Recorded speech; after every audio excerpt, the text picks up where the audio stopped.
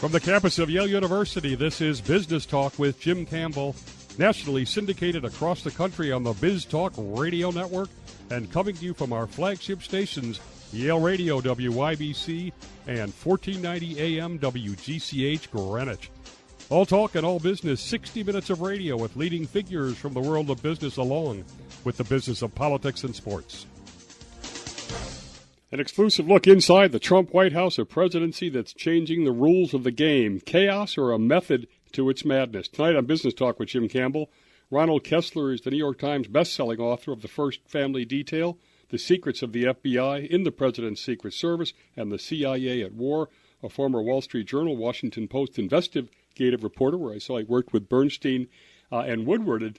Ron has won 18 journalism awards. He's been a guest with us when he broke the Secret Service prostitution scandal in Cartagena, Colombia. The book is just out this week. It's already making waves. It's the Trump White House changing the rules of the game. Welcome, Ron. Hey, good to be with you. Good to have you. And as I said, we had you on during that Secret Service scandal, and every outlet in the world was after you for that, so it was a great honor. Now, I'm sure you didn't intend this, but this book is kind of a rebuttal to Fire and Fury, which came out, because you both can't be right about Trump, right? That's for sure. I actually call the other book a novel because most of it is fiction. Let me ask some of the things that were in there, and that Melania was against him running. They have separate bedrooms. Trump wanted a lock on his door. He doesn't spend any time with him and her. He eats Big Macs at his bed. He has no memory. His whole staff questions his fitness. What take did you get on all that? You know, it's total foolishness, and all you have to do is look at TV. You know, you saw, you see him holding forth in cabinet meetings, remembering everything. You saw him on election night, and Melania looking ecstatic, and yet Wolf claims he looked like a ghost, and she was in tears. I mean, it's just bizarre and absurd. And, you know, the fact that the White House under Hope Hicks cooperated with him is a very bad sign of her judgment, because he had a track record of writing for liberal publications like Vanity Fair. You know, as one example, the book says that when Steve Bannon heard Trump's comments about Charlottesville from New Jersey, he thought he could be removed under the 25th Amendment because of his mental impairment. Well, I was interviewing Bannon right in the middle of that, and he told me he was gleeful. He thought those comments were wonderful. He talked to Trump twice during that time and urged that he never retract what he was saying. So just total fiction. Fiction. Now, what kind of access did you have? I had unique access, both in terms of having the only interview that Trump said he has given or will give for a book, and also knowing both Trump and Melania for 2 decades. I did a book on Palm Beach, and we flew down with him to Mar-a-Lago, spent the weekend with him, and I've known him ever since. And in addition, I was able to interview staff who are right there in the Oval Office, and that is critical because, you know, if you get into the satellite people, you get a lot of hearsay. I got the real scoop. Okay, so let me ask you, you say the book is unbiased, but clearly I think you're an honorary member of Mar-a-Lago, and you've been there on New Year's Eve and stuff. Are you really unbiased when you write this? Well, I don't think it's the first time that a journalist has been friends with someone that he writes about. And if you read the book, you see that obviously it is a very straightforward, honest account, which does conclude that he's going to be seen as a great president based on the results, both in the economy and in foreign affairs. But it also includes plenty of negative material about him, negative about aides like Kellyanne Conway and Jared and Ivanka, very juicy tidbits. So on its face, you can see that my attitude was, I'm a journalist first and a friend second, and I don't care what he thinks. Yes, and there is a fair amount of negative stuff as well in there. What's the biggest misconception about Trump? That he's crazy. He's not crazy. He will have these outrageous tweets and make up stories. But when people who actually meet with him know him, find that he's the opposite. He's very thoughtful. He listens. He's very careful in his decision making, especially when it comes to committing military troops. But that's his shtick, to get attention.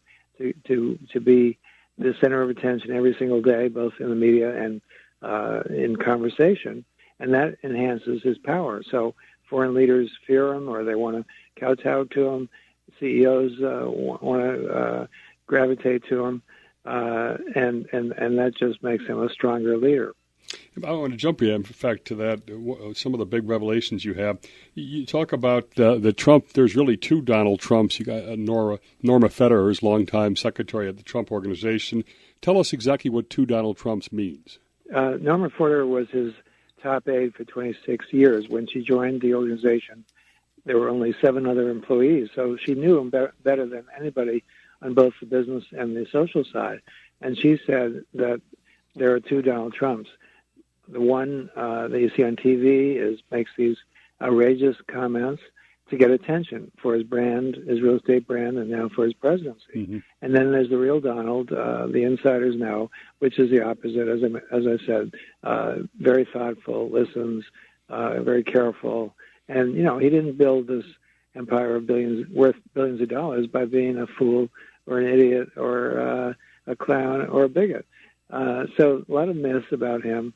But this book really gives you the inside scoop. He wants to, project this tough guy image, and so he'll pull this mask over his face. And what I did was I got the inside little details, like he gives out $100 tips to, or not just tips, but just hundreds of dollars to many janitors or people who move furniture. He treats his butler at Mar-a-Lago royally. When he had an open heart operation, Donald insisted that he stay at Mar-a-Lago afterwards to recuperate, and how he makes decisions, who he consults, why he chose or didn't choose people like Romney or Tillerson. The real story behind the scenes. Why do you think he doesn't show his humanity more, this side that you say is much more deliberative and sane-looking? It is because he wants to be, the center of attention and make people fear him, and he seems to even have an innate disinclination to let people know his real feelings or what he's thinking or how he operates with people. I think it's sort of a combination of a strategy and just the way he is. Going back to his childhood, he always would counterpunch. When we were going down to Mar-a-Lago, he imitated the nasal constricted tones of the blue bloods, the old guard, condemning his club Mar-a-Lago because it missed blacks and Jews. To this day, some clubs in Palm Beach do not admit blacks and Jews, and he said, I want to be loved, and I enjoy sticking it to them. And that really sums it up, because he wants to be loved, and he enjoys sticking it to anybody who gets in his way. Now, it seems like he's trying to run the White House like he ran the Trump Organization, the 26th floor, where there's no chief of staff. A lot of guys are reporting to him. Scholars say you can't be a successful president without a strong chief of staff. Does he know what he's doing in that sense, and do you think he'll be successful with the kind of chaos he surrounds himself with? All you have to do is look at the results on the economy, the booming stock market, the record low unemployment rate, the record low black unemployment rate, and then on foreign affairs, almost totally getting rid of ISIS. He's about to meet with the North Korean leader. He got Saudi Arabia to go after radical Islamic ideology. Those are the results, and he'll be remembered for that, and not these tweets and controversies and chaos, which does exist for sure. In fact, talking about a method to madness, the little rocket man, all those attacks, and now the Chinese tariff. Do you think those are all really negotiating ploys? Absolutely. Now you're getting it. That's what he's all about. Everything is a negotiation, and the same with tariffs, the same with Mexico. Everything is negotiation, and he doesn't let on what the real scoop is, and he'll bob and weave like a prize fighter and counterpunch. That's the way he operates. Now we got about 30 seconds. You've seen him face to face, both interviewing and Mar-a-Lago. Have you told him to stop all the ridiculous tweeting? That would be pointless, and in fact, Melania does that quite a bit and doesn't do any good. But Melania is of huge influence in the White House, which has never come out before. She sits in on meetings, she summarizes the points that others make, and then she comes up with her own strategy. And I quote Reince Priebus and others saying that her judgment is impeccable. And again, Trump doesn't want to let that out, even that. Doesn't want anybody to really know what goes on. Listen to Business Talk with Jim Campbell over the Biz Talk Radio Network, 350 stations around the country. Go to biztalkradio.com, find the station closest to you, listen over the Internet, get our podcast. We'll have more on the Trump White House. We'll talk a little Russian collusion, too.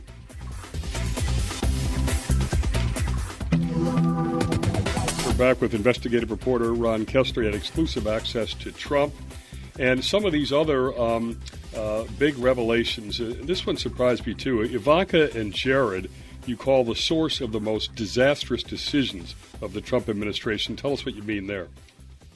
The most disastrous and foolish decisions, namely firing Jim Comey as FBI director, which led to the appointment of Mueller as special counsel, and also hiring Anthony Scaramucci. He sweet-talked them into thinking that he could improve their image, and that had to be the worst hire in the history of the White House. And they're just naive, and Trump realizes that their problems, has actually said to them, maybe you should go back to New York, hinted that maybe he thinks they should go back or would like them to go back. But they're there, and I call them the Teflon aides because no matter what, he's not going to fire them, their family. Kellyanne Conway does not come off very well. I was interviewing Kellyanne at the White House, and it was recorded. And she apparently forgot that it was on the record, and she started lambasting other aides and leaking about other aides. She said the nastiest things about Reince Priebus that were obviously untrue, and also talked about Jared and Ivanka leaking. In addition, I interviewed aides who said that they had seen text messages that she had sent to reporters leaking material from the White House. So it's almost a wholesale operation. She certainly does a brilliant job on TV, but this is the number one source of leaks in the White House. Now, you say in the book that some of what you found was either so over the top or lacked credibility that you didn't put it in the book. Why wouldn't you have put what she said in the book? I thought that putting in the book what you said about Reince Priebus would be unfair to him, even though I would say that it was false. Some people would believe it anyway, or they start to wonder if it's true. So I just didn't think it was fair to him to do that. All right, and Trump himself leaks as a senior White House official, though he complains about all the fake news. Doesn't it bother them that all these other aides seem to have their own agendas, from Ivanka and Jared, who have their own PR, et cetera, and they're all leaking? It does bother him, but it certainly doesn't set a good example if he's leaking himself. I mean, he has a right to leak, but the impression created is that the White House leaks even more than it does, even though that's an official leak. So that's one of the bizarre things, as well as the fact that he will call certain reporters of the New York Times and the Washington Post and give them interviews, but at the same time he's constantly attacking both newspapers, which serves his purposes with his base. And certainly there's plenty to attack. I have one whole chapter called Scam Artists about the real dishonesty of the media. Just very, very blatant examples. When I was at the Washington Post and the Wall Street Journal during Watergate, I know we would have been fired if we had ever engaged in such dishonesty in writing stories. But everything is different now. Talking about the mainstream media for a sec, are you going to get, or are you getting the same degree of exposure with them that Michael Wolff got on Fire and Fury? Are you being treated equally? Actually, I've been getting a tremendous amount of publicity, and so I really can't complain from the mainstream media. The Washington Post is about to do a review. I've been interviewed by ABC reporters. Okay. So I'm not whining. Russian collusion. Do you think there's nothing to that? And if there's nothing to it, why does he seem to act like he's so guilty, or at least so overreact to everything there? Yeah, I did ask him that in the interview. And I said, "There's nothing to it. Why are you so agitated?" Yeah. And he said, "Well, I just care about the truth." But the truth is something that appeared in an August 14th Washington Post story last year, which reported on emails that had been sent among campaign staff. And these emails were turned over by the White House to congressional committees. And in the emails, Papadopoulos, this minor aide, was trying to get the campaign to go meet with Russian leaders. And guess what? They all said, no way. Manafort, the chairman of the committee, said, we don't want to have anything to do with this. His deputy Gates said the same thing, nothing to do with this. They warned each other that we've got to make sure that Trump doesn't go there. And they assigned another campaign aide to make sure that nobody responds to any request like that.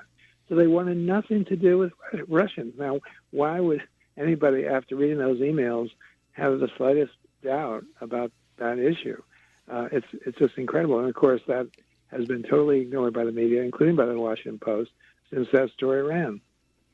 So it sort of makes you think that it was a big mistake of Trump to fire Comey and getting stuck with a special prosecutor. You know they always go till they find something. Yeah, and he sort of half admitted that among, to his staff. He says, I wonder if I should have, what do you think? Yeah. That's a sign that he realizes that it was a mistake. The other sort of scandal right now, this stormy weather stuff, and I'm wondering, you have this surprisingly impactful role of Melania, and then you have stuff like this stormy stuff. Would you think Melania's offended by that kind of stuff, and you hear that she's, will go off and change her schedule, et cetera? Yeah, I think there was a short period when she was unsettled by it. But keep in mind that this all happened more than 10 years ago. Uh-huh. And I think that Trump has gotten older and wiser, as we all do, since then. And nothing has happened since then. They have a wonderful marriage. If you see them together, as I last saw them before New Year's Eve and also at the New Year's Eve party at Mar-a-Lago, uh-huh. They just have a ball with each other. They have very impassioned discussions, and they laugh and they tease and they have a great time. That marriage is going to last, in my opinion. Early on in their relationship, Melania did find out that Trump had seen his former girlfriend, Kara Young, who also is a model, and she broke up with him, and she didn't care about the billions of dollars. She just said, screw it, and ordered the butler at Mar-a-Lago to send her clothes back to New York. About a week later, he wooed her back, and she had the clothes sent back to Mar-a-Lago. So the butler was laughing to himself. But that tells you a little bit about her character, and also impressed Trump. And Barron's a good kid, too. These media saying that he's autistic and things like that. Totally false. I know Barron. I've seen him at Mar-a-Lago. He goes around like a great maitre d' greeting guests. Have a great day. Have a great breakfast. He treats his Secret Service agents with respect, unlike Jenna and Barbara Bush, who would try to diss them. I know through parents of kids who are in school with him that he's perfectly normal. When he was 2 years old, Melania was feeding him the bottle in the plane, and the pilot, Mike Donovan, went back to greet everybody, and Barron took the bottle out of his mouth and said, "Want some, Mike?" This is a true story. So he's very precocious. Thanks to Ron Kessler for that interview. A lot of new revelations in there. The book is The Trump White House, Changing the Rules of the Game. You can go to Ron's website at ronaldkessler.com.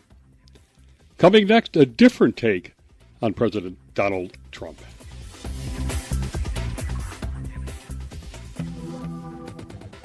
Is Donald Trump mentally ill?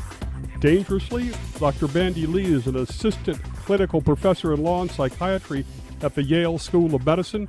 She worked in several maximum security prisons, co-founded Yale's Violence and Health Study Group, leads a violence prevention collaborators group for the World Health Organization, and she's one of the leaders of Duty to Warn, a group of mental health experts who banded together with Bandy to warn of the dangerous case of President Trump, using their words. She's the editor of The Dangerous Case of Donald Trump, 27 psychiatrists and mental health experts assess a president. We're also joined by one of those 27 experts himself, Tom Singer, psychiatrist and Jungian analyst. He's a graduate also of the Yale Medical School. He's chair of the Extended Education Committee of the San Francisco Young Institute, author of Who's the Patient Here, among some of his other works. Welcome, Doctors Lee and Singer. Honored to have you. Thank you. Thank you very much. And as we say, we banded with Bandy, but this is pretty serious stuff. I want to start off, from a big picture perspective, Bandy. Why is Trump such a clear and present danger in your mind? Go ahead. Sure. First of all, let me say a disclaimer that whatever I say is my opinion alone, and I do not represent the views of my institutions, Yale University, Yale School of Medicine, or Yale Department of Psychiatry. Yes, in terms of Mr. Trump, we feel that even though we haven't evaluated him, we believe that we've seen enough to come to a consensus conclusion that he, in the office of the presidency, poses a danger to the nation and to the world. There are many reasons for this.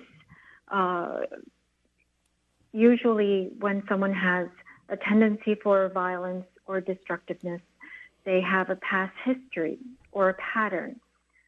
There's a process that goes on before the end event happens, and some of the signs would be verbal aggressiveness, boasting about sexual assaults, history of inciting violence among his followers, endorsement of violence in his speeches, attraction to violence and powerful weapons, and taunting of hostile nations with nuclear power. Those are some of the signs. All right, Bandy, tell us exactly what is the Duty to Warn movement, and how did this book that you've edited come about? So I held a conference at Yale about the question of the Goldwater Rule, which is the ethical rule that says psychiatrists are not to diagnose public figures without having examined them and gotten consent. And then the duty to warn when there are potential victims involved. And it was an ethical discussion that led to kind of a groundswell of mental health professionals coming forth, sharing their concerns, but not being able to speak about it because, well, partly because of the Goldwater Rule, but also because many professionals were afraid of being targeted, either litigiously or physically through either litigiously by the president, who's famous for going after those who speak out against him, and or physical violence by his violence-prone followers. Bandy, let me ask you: you gave a disclaimer already. What was Yale's position on you holding a conference like this there, and what about your coworkers at the medical school or in the other psychiatrists there? What's their opinion of what you're doing? Yes, so in the beginning, it was curious to me because whenever I spoke with my colleagues in private, they shared my concerns. They also agreed that he was dangerous. But as I said, they were very afraid. So whenever I came up with letters to write to Congress members, nobody would co-sign. When I was organizing this conference, no one would sign on. And originally, when I said, well, let's do a town hall on health, on some aspect of the health crisis we're going to have, either repeal of the ACA or any number of issues that could happen. Well, at that time, the School of Public Health and the School of Nursing were all on board. But when I suggested the mental instability of the president, all the other schools fell away. No. The School of Medicine hung on, and actually was very supportive. Interesting. But given the controversy surrounding this issue, even though it was just an ethical discussion, not about the specifics of his mental impairment, it just became too risky in terms of politicization. So I was the one who released them. They still gave me the auditorium space. They still supported me, but I was just kind of left to do it alone because others were so afraid. Let me ask you this. He's ultra sensitive. I mean, if Rosie O'Donnell says something, he goes crazy. I haven't heard him tweet or go after you guys or people saying that he's crazy, etc. Have you guys gotten a response out of him, or he doesn't take it seriously?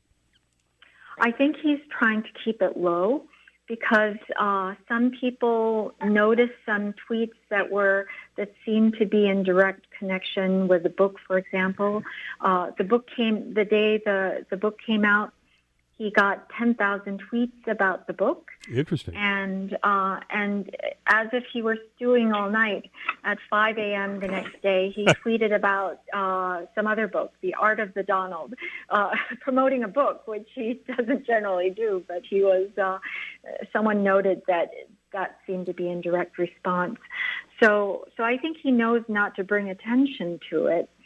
There was one instance where, by the way, Bandy, that shows a discipline that he doesn't normally have.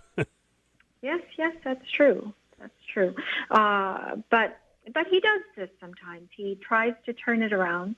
So this is when he's a little less angry, I suppose. There was one other indication, but I won't go into that.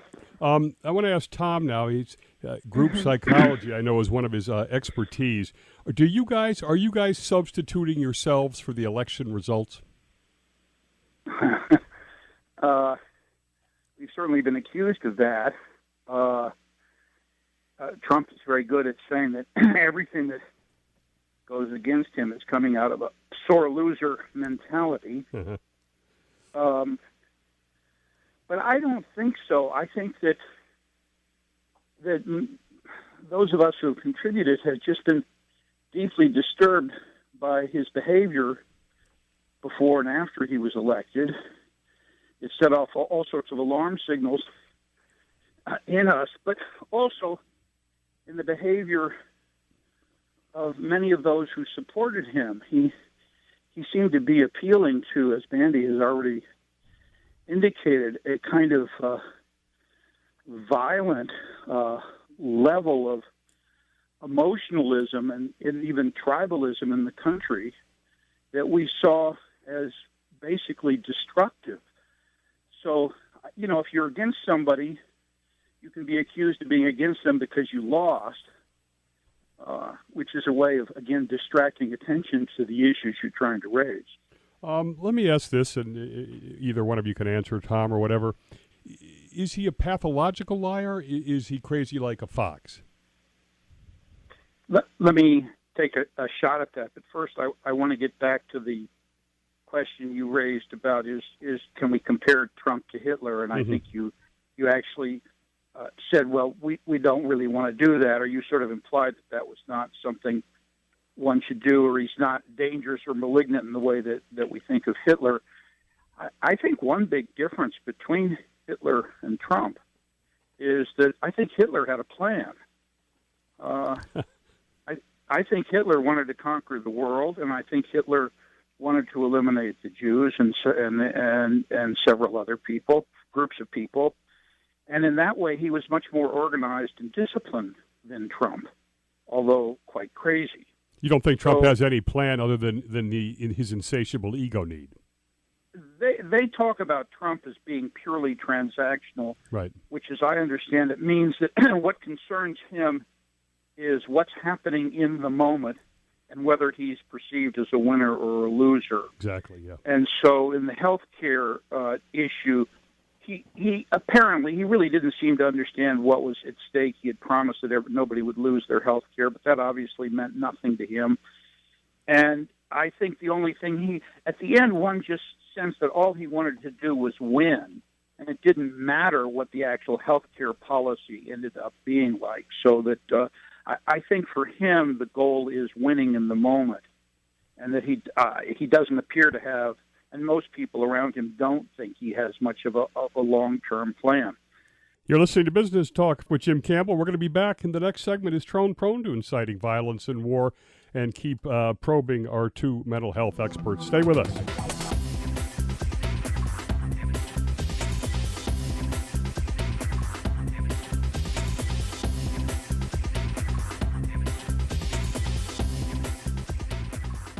Our final segment with Bandy Lee and Tom Singer. We've been diagnosing the risk of the Trump presidency. And with that, I will ask, what's a worst-case kind of scenario that you're worried about here?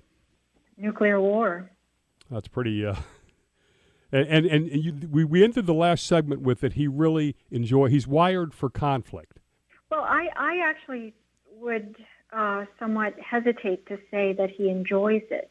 Okay. He's constantly uncomfortable. He's unable to sit with himself, and so he goes into attack mode and gets some gratification out of being the killer, because either you're a killer or a loser, and if you wish to prove to yourself that you're not a loser, you constantly have to kill. And I'm afraid that is his coping strategy when under stress.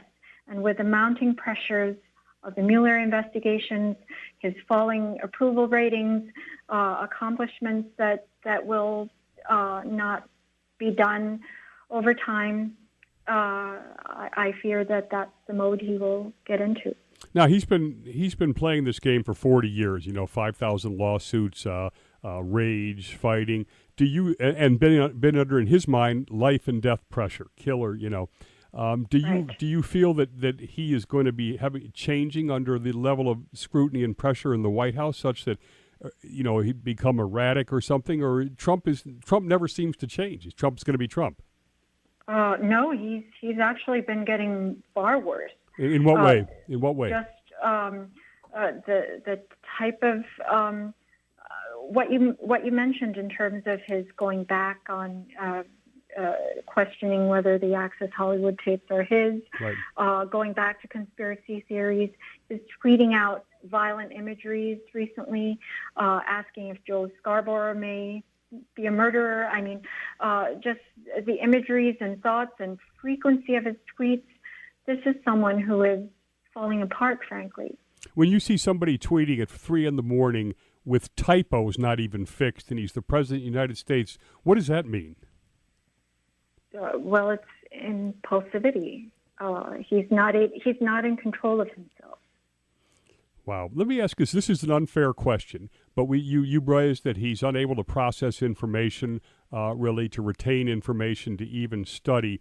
Is he a smart person in your mind?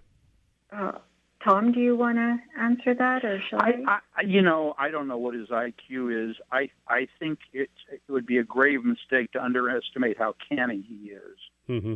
He's got tremendous kind of street wise sort of. He knows how to battle, and he knows how to beat people up, and he knows how to manipulate. Whether you call this intelligent or not, he's certainly very highly skilled in certain ways that most of us are not. The way he beat up the whole group of Republican candidates. I mean, he just annihilated them because he was so much tougher and more ruthless. That's not necessarily intelligence. In terms of his being well-read and his ability to retain information and so on, I think he's not highly intelligent. But it would be a real mistake to underestimate a certain kind of intelligence that he has. All right, Bandy, let's get to an important part of your mission. Cognitive and intellectual standards and evaluations before someone is running for president. What do you mean exactly, and what would you like to see happen? Well, the fact that a presidential candidate or president doesn't have to go through a fitness for duty exam is kind of a glaring omission, considering that he's commander-in-chief. Every military officer and civilian service person has to go through such a screening, and that is just minimal physical and mental capacity screening. And the fact that we're encountering all these problems and questions is because we don't have that system in place.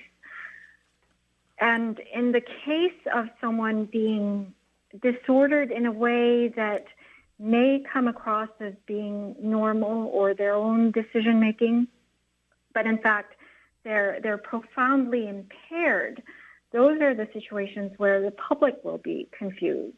And it does take a mental health professional to doubt their capacity and see patterns of impairment rather than strategy. Or I actually have seen probably over 1,000 individuals like Mr. Trump, but they're usually not, certainly not in the office of the president, and usually not even out in general public.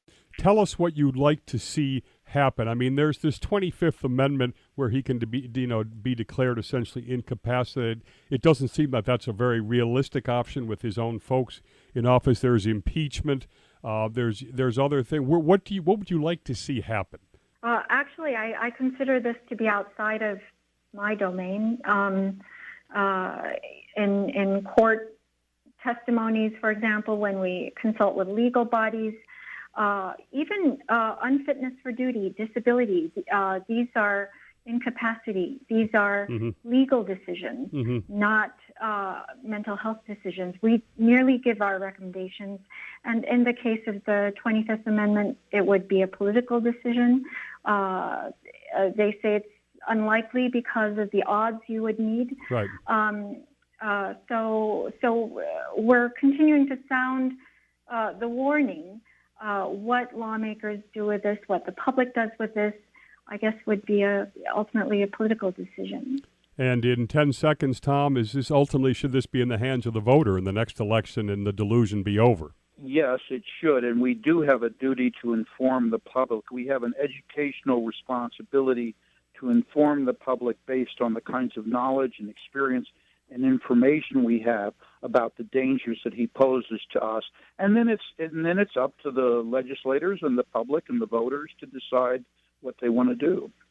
All right, this has been a very fast hour, and obviously you guys are showing a fair amount of guts to come out and both take on the Goldwater rule and some of your colleagues and also all of the Trump diehards. Thanks to Drs. Bandy Lee and Tom Singer. Thanks for listening, everybody. Thanks to our national audience. We'll see you next Sunday on Business Talk with Jim Campbell.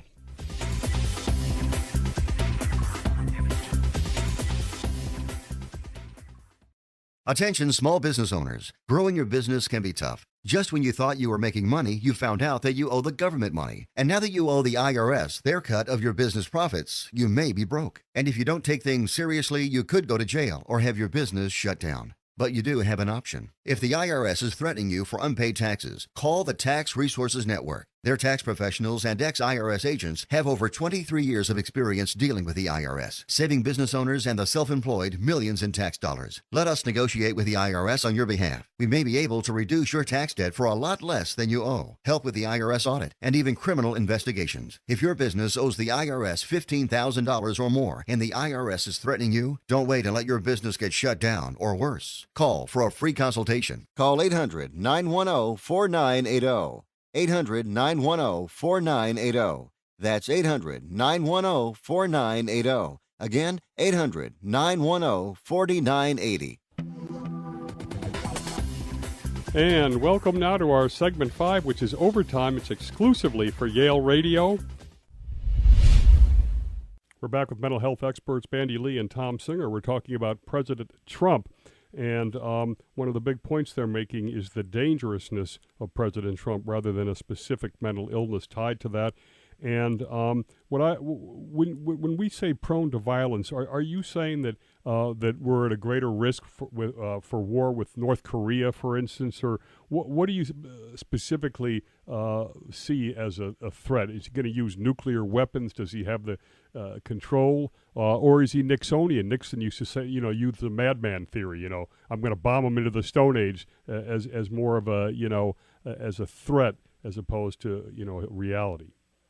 I mean, devastating wars, nuclear holocaust, incitement of his followers to to violence, laying the foundation for a culture of violence, civil war, international wars.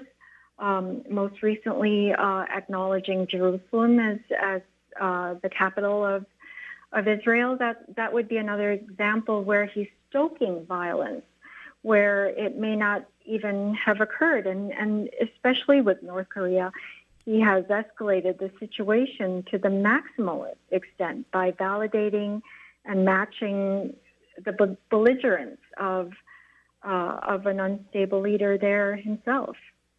I have mixed emotions to that response because I think that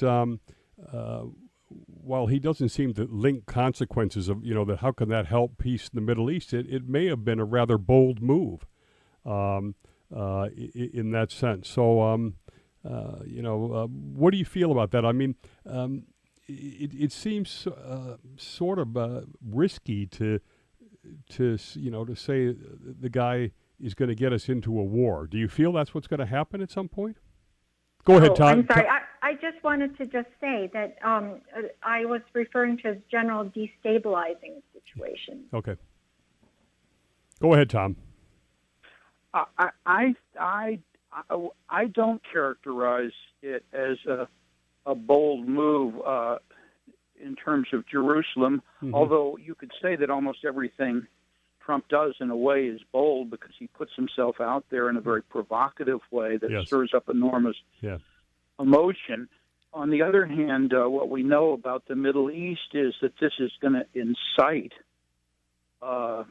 age-old tensions between Jews and Muslims, and it's going to inflame the almost always ready to be inflamed violent emotions of the region.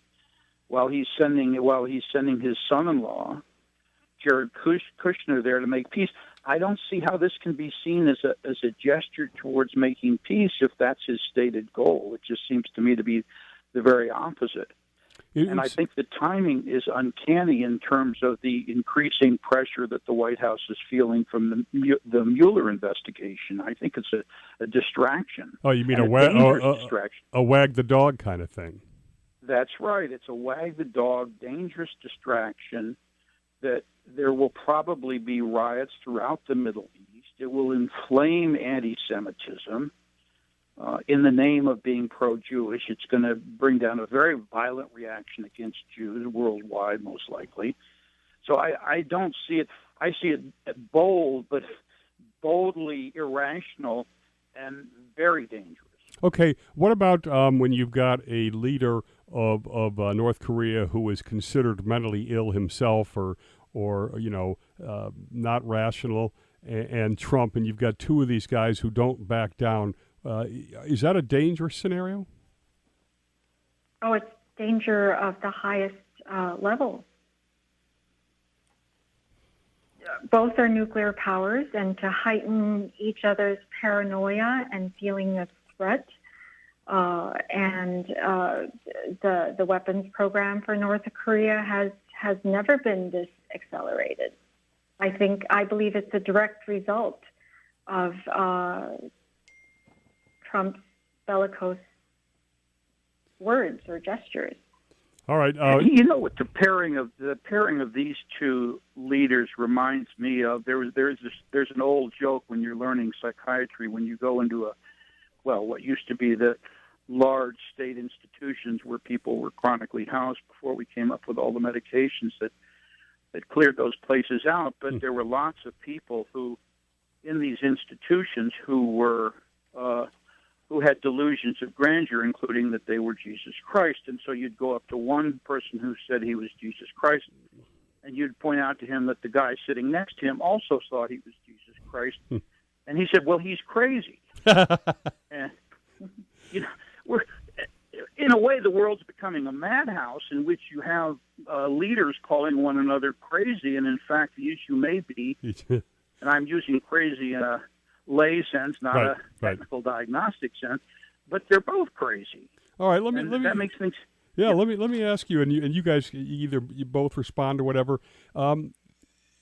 to me, it's got to be obvious that he must have some insatiable sense of low self-esteem to having to tell people all day long how smart I am, how great I am, how nothing is good enough, that he's got to keep achieving.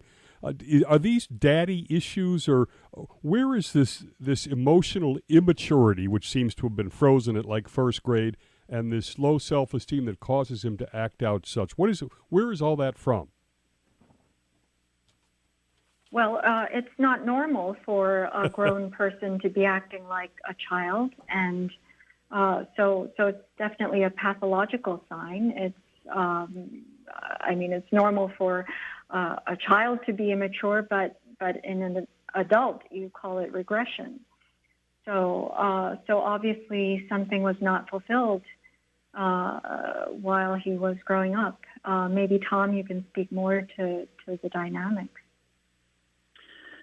Yeah, well, this is where I like the Goldwater rule, because we're really in the realm of speculation from not having interviewed him, although clearly his need for attention and his need for approval, having had the biggest crowd to ever attend an inauguration, and on and on and on.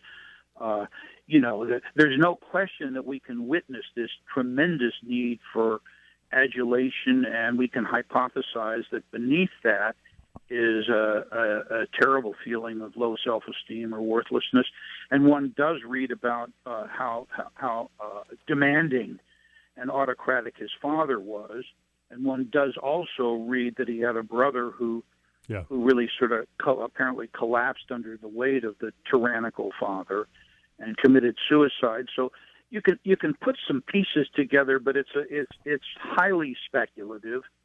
Clearly, as Bandy said, something happened to him when he was quite young, in which his overweening need for attention must be compensating for a very, very deeply unconscious sense of low self-esteem. But that's a hypothesis, and I think it's probably relevant. So in a way, all of us are I don't know if suffering is the right word, but we're sort of victims of his playing out his personal demons on a country. That's think probably that's right. Absolutely, yeah, I totally agree with that. His psychology, his psyche, and this is one of the things that frightens me the most, has invaded the national psyche and taken it over. It's like a black hole that sucked everything into the orbit of his own demons.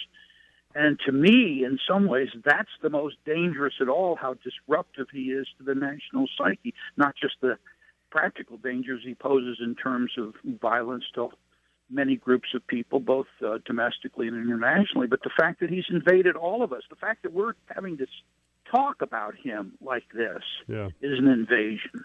Is there such a thing as the Trump anxiety disorder for the public? It's written in the book. Someone writes about that, and that traumatized individuals feel re-traumatized. He reminds people of their abusers.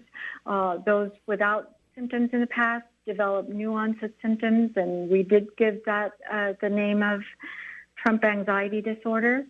And now we have a survey evidence. The American Psychological Association did a study of the general population and found that we are in the worst psychological state in memory. So worse than World War II, worse than the Vietnam War, and worse than post 9/11.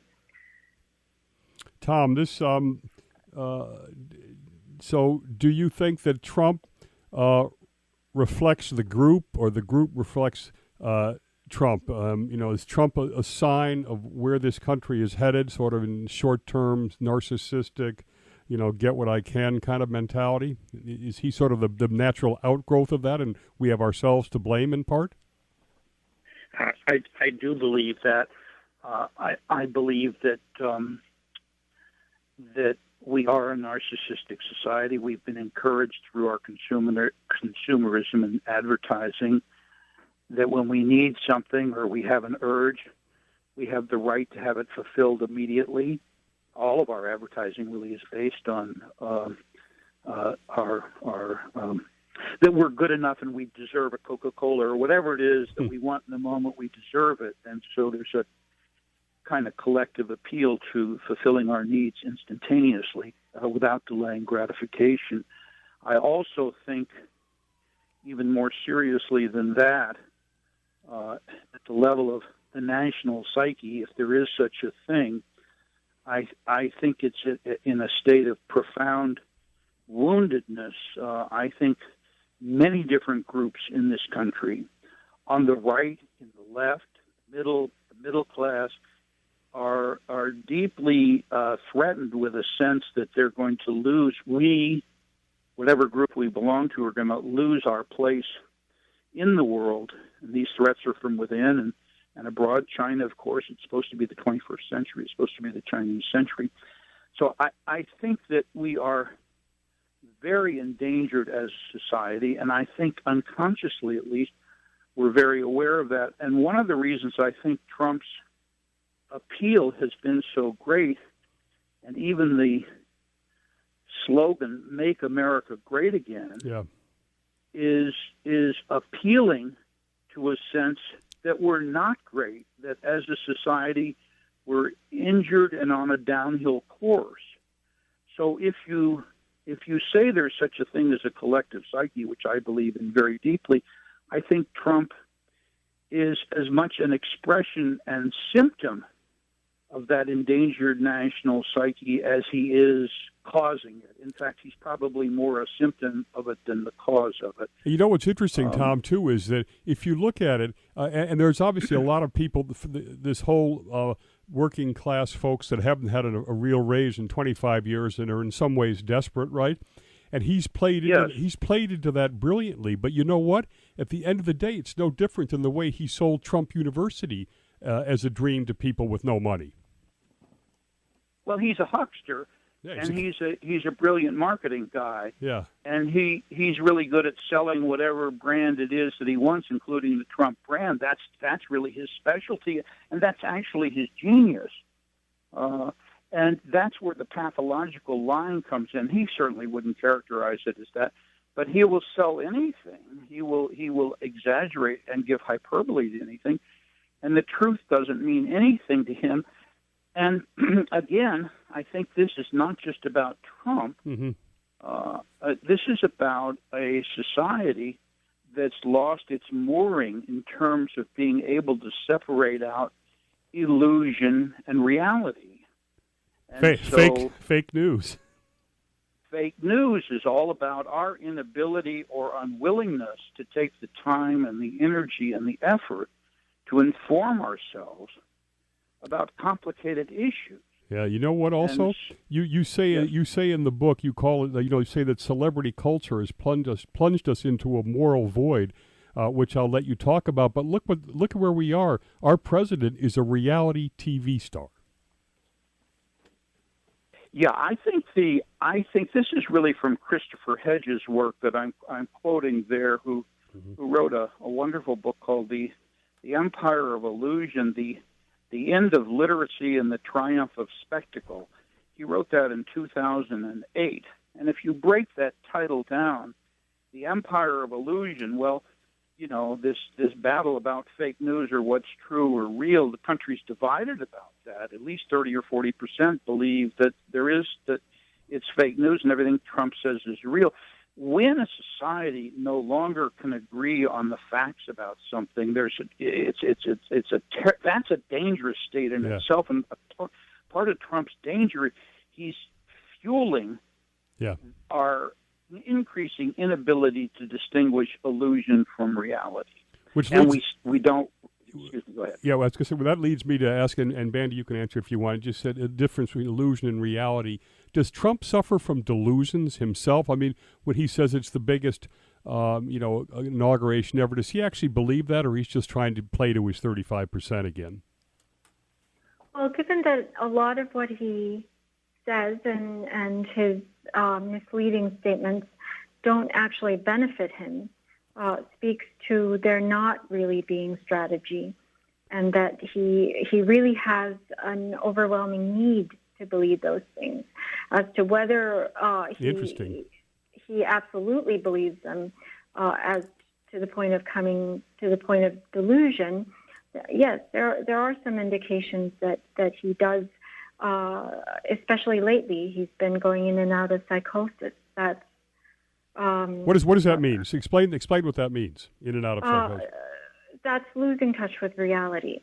And with him, the repetitive pattern of reality not meeting his needs are so intense that he's not satisfied with reality or real relationships, that he has to invent reality and also impose that reality on others. That shows the fragility and, as you say, an extraordinary paucity of self-worth or resources internally to be able to cope with reality. You raised a good point. We're down to a minute in this segment.